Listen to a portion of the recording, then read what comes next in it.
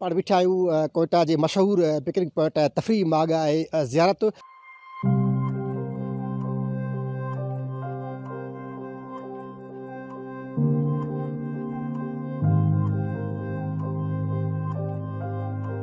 कोयटा खां लॻभॻि 160 किलोमीटरनि जे फ़ासिले ते ज़ियारत जो इलाइक़ो मौजूदु आहे। ही सफ़र केतिरनि फितरी रंगनि मंज़रनि सां सरशार अड़ांगो पर रूह खे तक़वियत ॾींदड़ ऐं जिस्म खे न थकाईंदड़ आहे। हिन इलाइक़े जी मौसम इंतहाई बहितरीन त मंज़र मन खे भाईंदड़ आहिनि। आउं बुनियादी तौर ते खाना बदोश आहियां ऐं मां मुख़्तलिफ़ इलाइक़नि घुमणु वेंदो आहियां दोस्तनि सां। ऐं असांजो दोस्त आहे आज़ाद अंसारी, उन चयो त हिन दफ़े ॿिनि इलाइक़नि खे छॾे करे असीं ज़ियारत जे पासे ॾे घुमण था हलूं। ऐं हिते जॾहिं ज़ियारत में असीं पुॻासीं 2-2.5 कलाकनि जे सफ़र खां पोइ त हिते त असांखे जन्नत महसूसु थी ऐं दिलि चवे थी त दुनिया जा सभु सांगा छॾे करे ऐं हिते मुस्तक़िल रिहाइश अख़्तियार कजे। छाकाणि त असीं खीरपुर खां जीअं हिते पुॻासीं त असांजो खीरपुर हिन वक़्त में इंतिहाई गरम इलाइक़ो आहे ऐं हिते त असांखे बाक़ाइदा सर्दी पई महसूसु थिए, सीउ पियो थिए।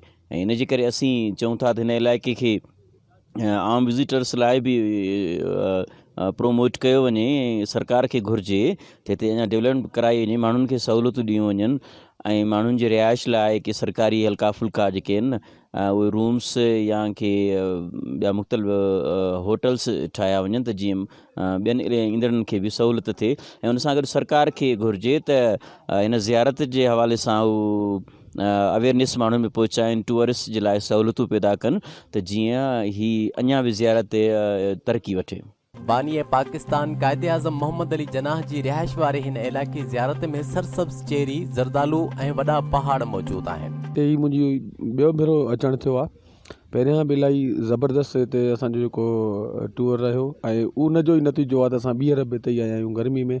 बजाए जो असीं कश्मीर या इन्हनि परे वारे इलाइक़नि में वञूं जिते 2-2 ॾींहं जो सफ़र आहे, हीअ असांखे सिंध खां वेझो पए थो। सुबुह जो पहुचूं, निकिरूं था, मंझंदि जो शाम जो हिते पहुची था वञूं ऐं हिकिड़ी सुठी इन्वायरमेंट आहे, माना साहु खणंदे असांखे का तकलीफ़ महसूसु न पई थिए।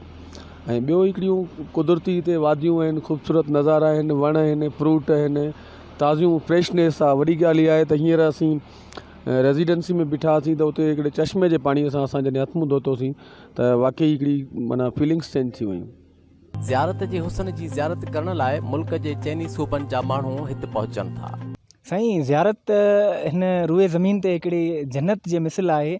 सो हिते फितरत जा हिकिड़ा हसीन नज़ारा आहिनि, फितरत जूं हिकिड़ियूं हसीन हिकिड़ियूं नदियूं आहिनि, पुराणा क़दीम वण आहिनि, बादामिन जा बाग आहिनि, अहिड़ियूं हवाउनि जा हिकिड़ा पस मंज़र आहिनि ऐं अहिड़ियूं हवाऊं भासयूं पिया जो हिकिड़े हसीन ख्वाब जीअं मंज़र लॻे पियो, हिकिड़ी जन्नत जे मिसल हिकिड़ो मंज़र आहे। सो ज़ियारत घुमंदे मां इहो भयां थो त असांजा जेके टूरिस्ट दोस्त आहिनि जिन खे घुमण जो शौक़ु आहे उहे हिन तरफ़ जो रुख कनि, ही सिंध खां एतिरो परे बि न आहे। सो ज़ियारत हिकिड़ी अहिड़ी हसीन वैली आहे, हिकिड़ी अहिड़ी हसीन वादी आहे जिते मां अची करे निहायत लुत्फ़ अंदोज़ थियो आहियां। गोरख हिल, फोर्ट मनड़ू जियां ज़ियारत खे बि ज़्यादा साज़गार बनाइण तरफ़ हुकूमती ध्यानु घटि महसूसु थिए थो, न त ही माग मौसम जे लिहाज़ सां इंतहाई थधा ऐं बहितरीन तफ़रीही मक़ाम आहे।